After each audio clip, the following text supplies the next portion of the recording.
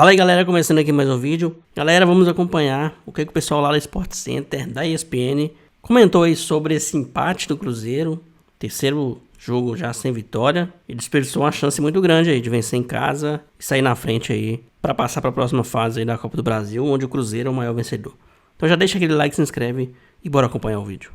Valeu Leonardo Jardim, falando após um empate do Cruzeiro, oitavas de final, primeira partida contra o CRB, 0-0, falou algumas coisas interessantes, citou virose nos jogadores nessa fase, né? E é aquilo que a gente falava sobre as informações.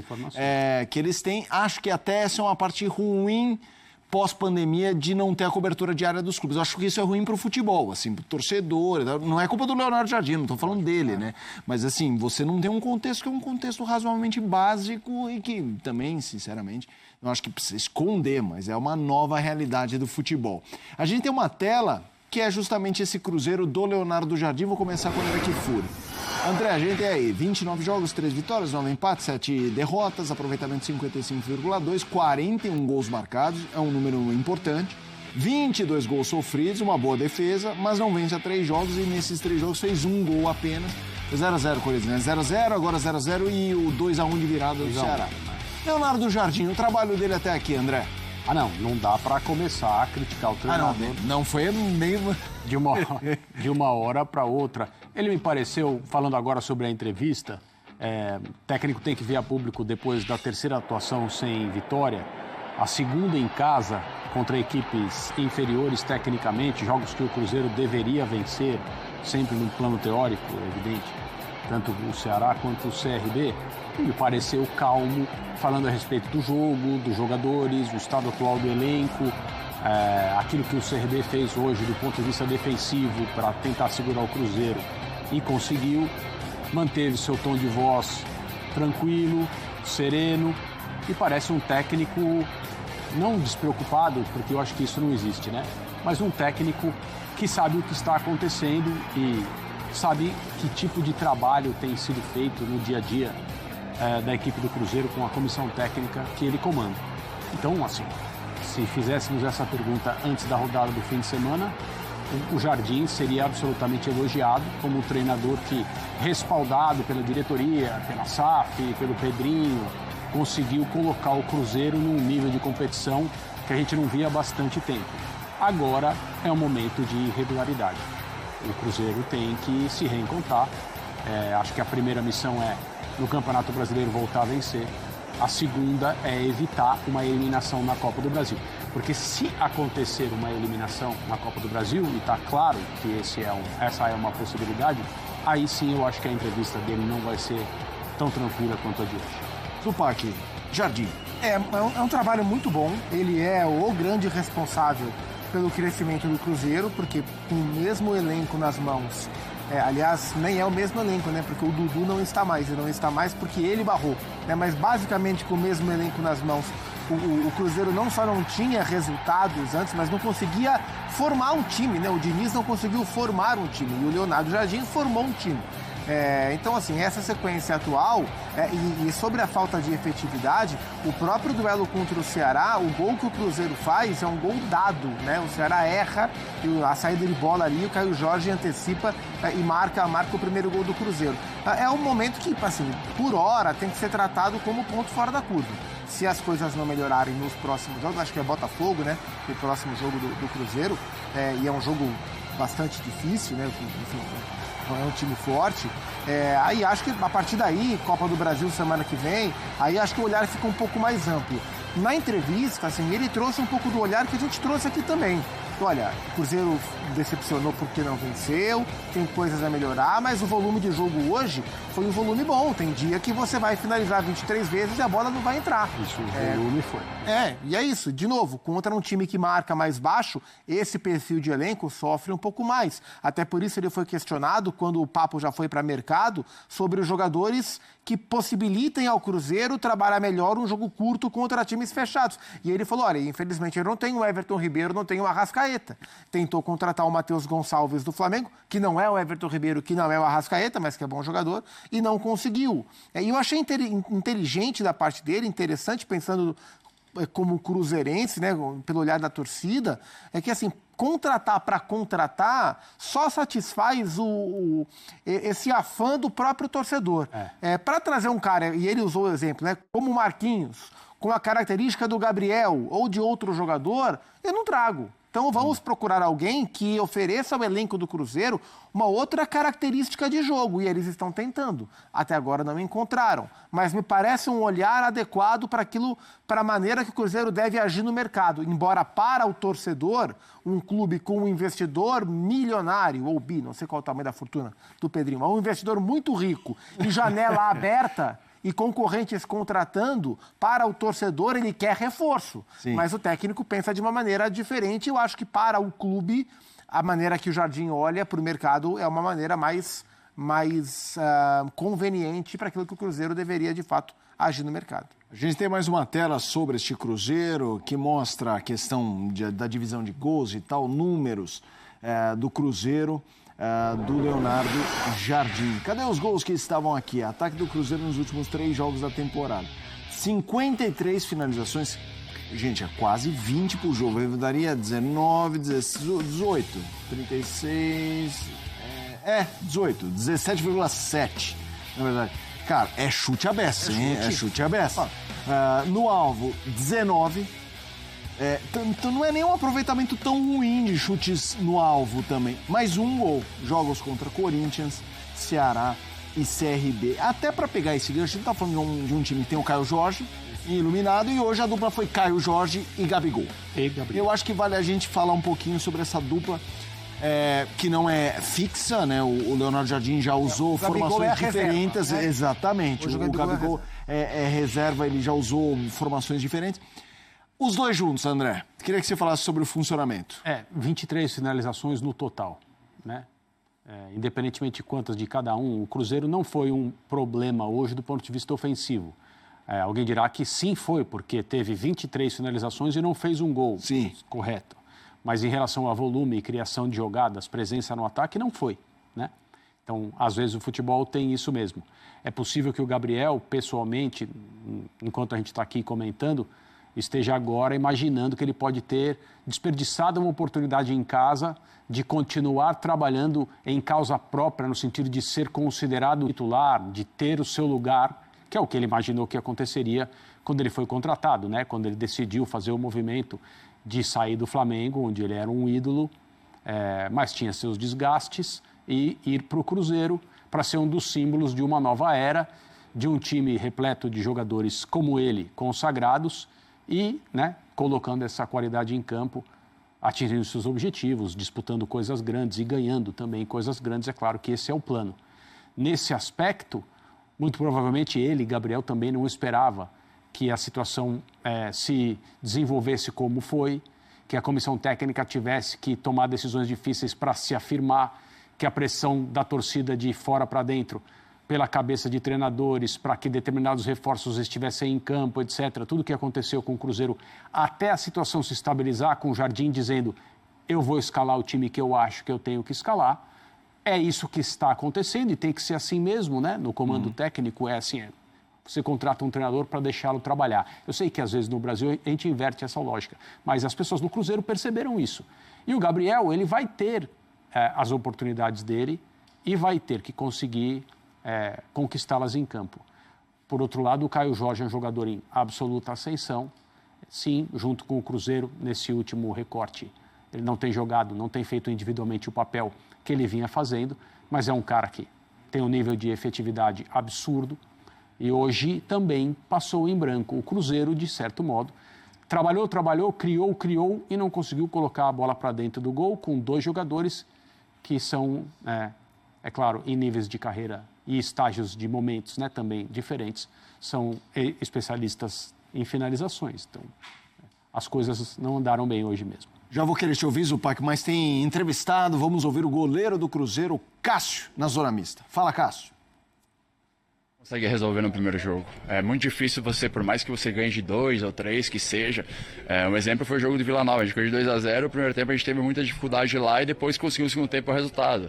São 2 jogos que você tem que ter atenção, ter total confiança que a gente pode ir lá com trabalho, dedicação, respeitando a equipe adversária, mas respeitando o nosso trabalho também, a gente tem condições de ir lá e buscar um resultado positivo. Eu acho que é isso. Ô Cássio, até que ponto também incomoda ficar falando em reforços com o grupo que está trabalhando? Se incomoda vocês? Não cabe a mim isso, a gente tem toda a condição em todo mundo aí, na diretoria e tal, essa não é uma parte que não cabe a mim. Se vier reforços a gente vai receber muito bem, se não vier, o Cruzeiro está muito bem servido de jogadores, mas é uma situação que não cabe a mim. Cássio, hoje o Marquinhos não jogou, Cássio. Esse quadro de gripe, virose que está afetando o elenco do Cruzeiro, queria que você falasse um pouco sobre isso.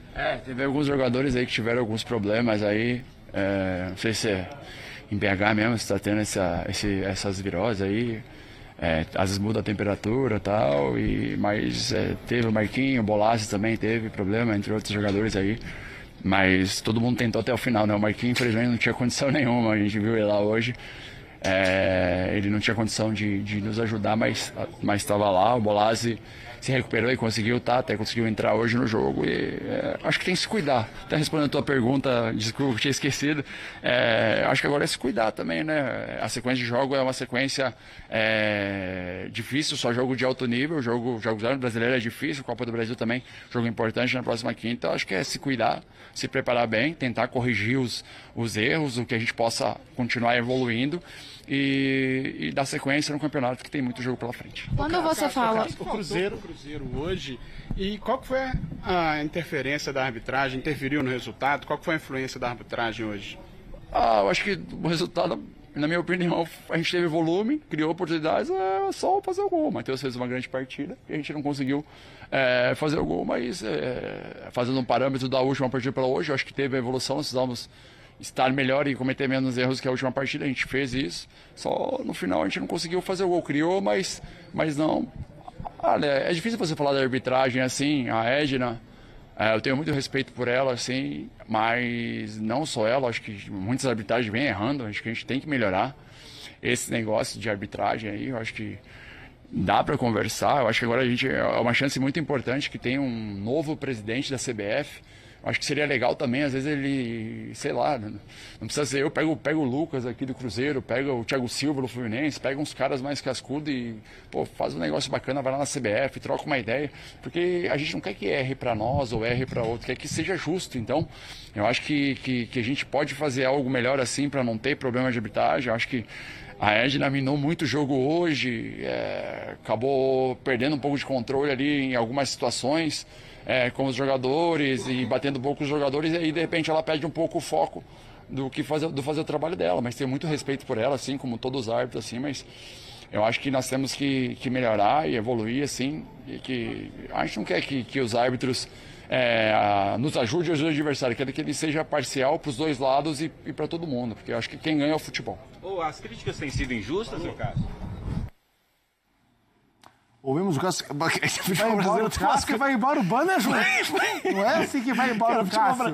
Vai o banner com ele. O futebol brasileiro é muito bom, cara. Olhou pra trás. Cara, porque a entrevista inteira eu fui imaginando, o cara é um goleiro, tá acostumado a arrumar uma barreira, né? Eu nunca vi um banner que tem um arrumador do banner, cara. Ele vai andando, o banner se ele vai embora, o banner vai embora, cara. Maravilhoso.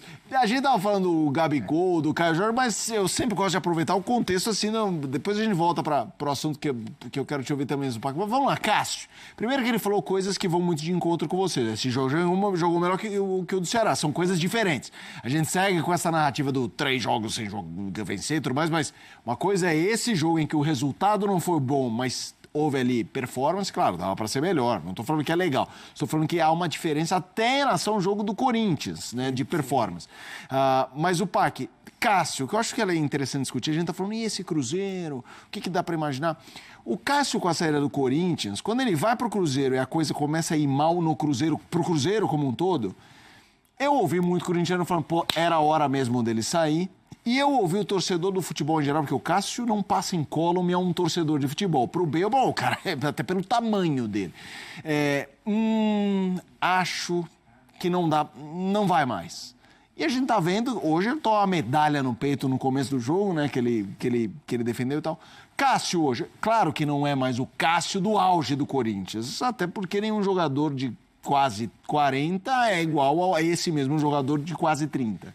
Olha o Fábio. É só o Fábio. Olha o Fábio. Por isso que o Fábio é diferente dos outros nesse sentido. Quero te ouvir sobre o Cássio e o valor dele nessa trajetória do Cruzeiro. Ele já ocupa um espaço de liderança do clube, não é o grande líder, e ele mesmo fala, quando ele cita a CBF tem um novo presidente, acho que alguns jogadores poderiam ser ouvidos, ele cita o Lucas Silva, que é o capitão do time, que é um cara com tanta história no Cruzeiro, de títulos brasileiros e Copa do Brasil, mas ele já ocupa o papel de liderança porque é natural dele, né? Natural dele como perfil de atleta. E teve um ponto de virada para ele, que foi aquele jogo no começo do ano em que ele chora no campo, né? Em que ele vivia um momento ruim, vivia um momento de queda técnica, imagino que por causa da idade,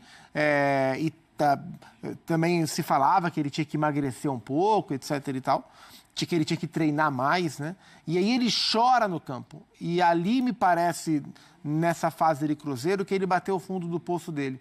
E dali o Cruzeiro melhorou e ele melhorou também. O Cruzeiro é um time mais estável defensivamente, o que para o goleiro também ajuda. Tem à frente dele um zagueiraço, que é o Fabrício Bruno, que faz uma ótima temporada e isso também ajuda.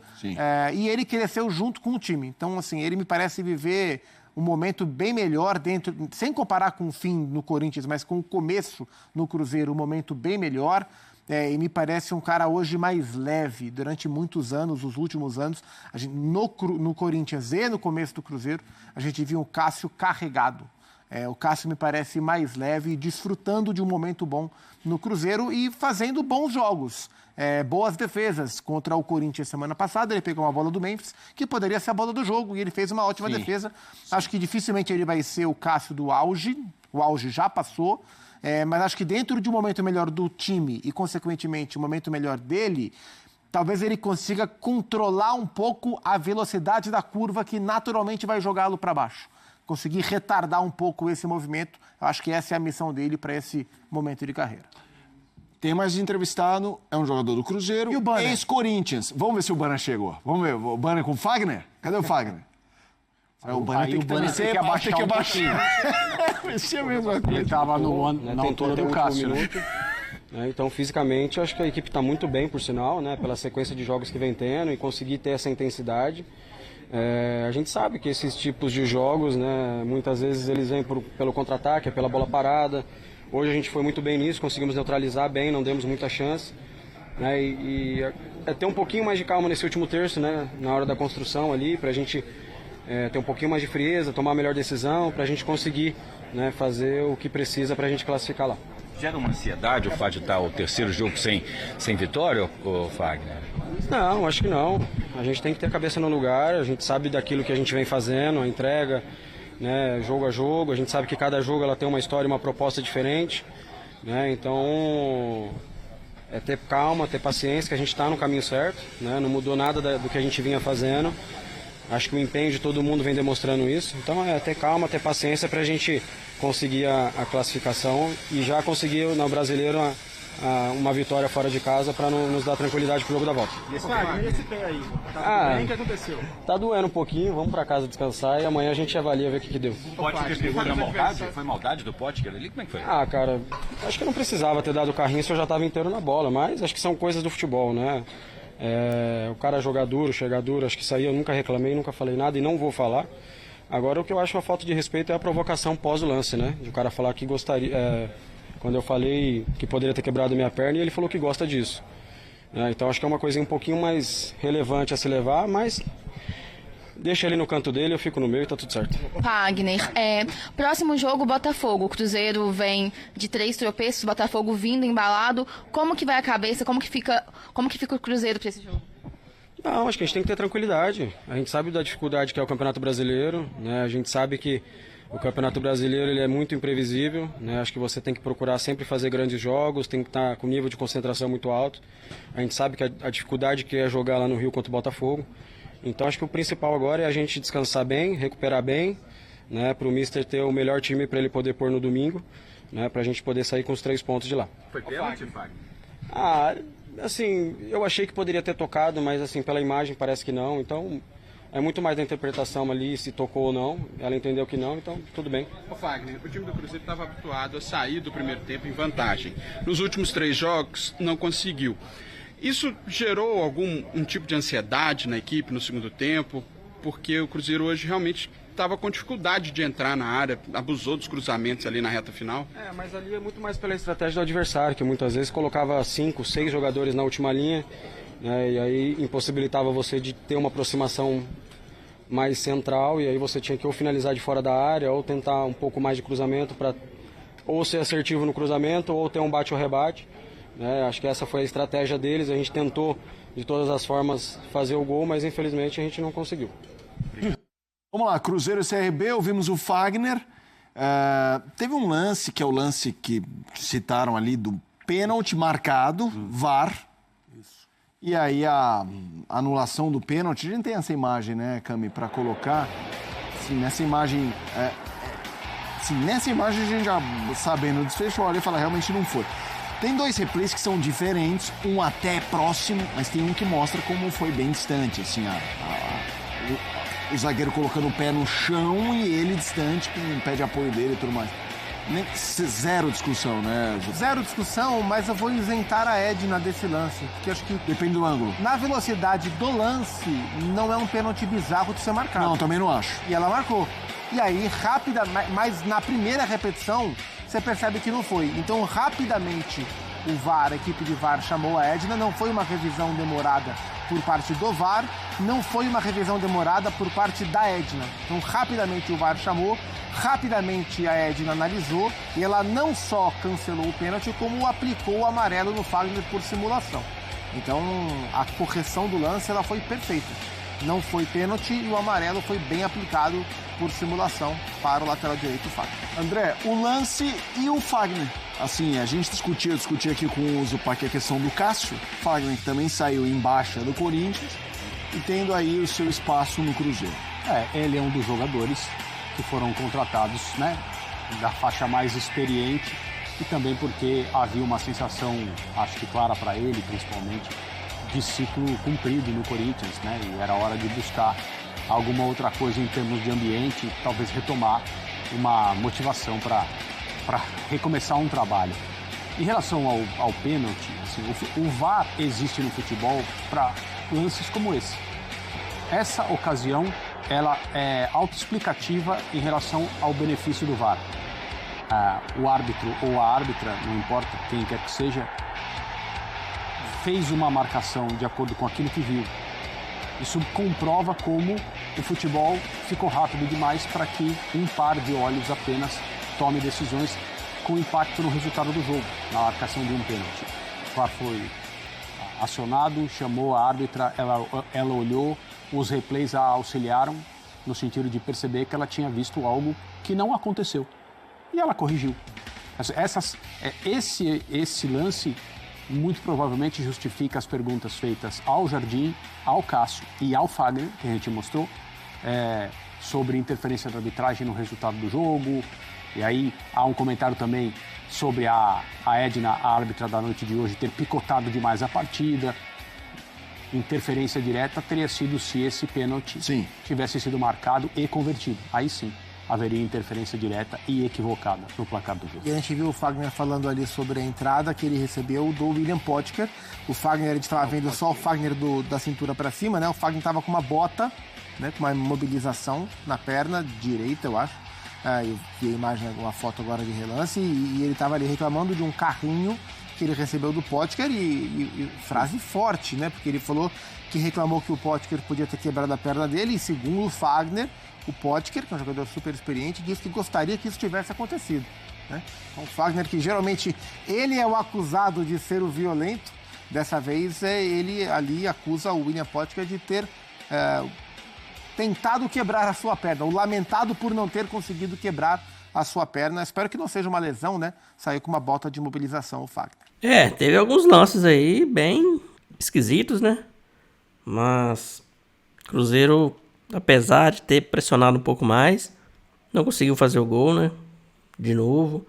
Cruzeiro tá passando em branco aí. No jogo contra o Ceará fez gol, mas foi um gol, né, dado ali, né? Deu pro Cruzeiro aquele gol. Não tá conseguindo criar direito, né? Até faz umas finalizações ali, chuta umas bolas no gol, mas tem muito perigo, sim. Então o Cruzeiro tá precisando ser mais efetivo.